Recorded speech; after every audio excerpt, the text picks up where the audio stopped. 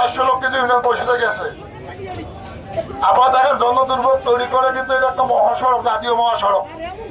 এখানে কিন্তু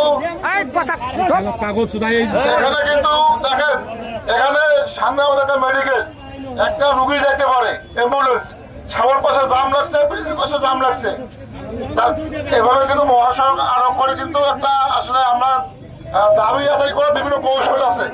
এই জনদুর্ভোগ তৈরি করে কিন্তু দাবি আদায় করা যায় না। কিন্তু আপনারাও জানেন যে সারের যে বর্তমান সংকটটা চলছে, আমরা 2 ডিলারের সাথে কথা বলছি।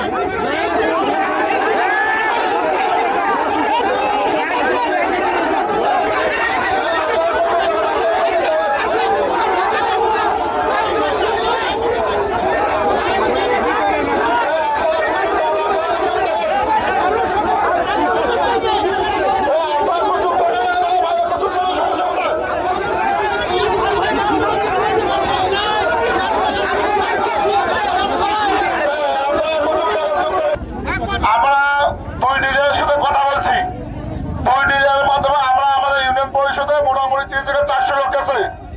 3 থেকে 400 লোক আছে, ওদের আমরা ভোটার আইডি কার্ড দিচ্ছি।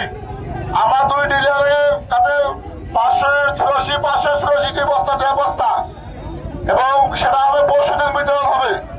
আমরা ওয়ার্ড ভিত্তিক ওখানে কার্ড নিচ্ছি। আপনারা সবাই ইউনিয়ন পরিষদে চলেন, আমরা ইউনিয়ন পরিষদে গিয়ে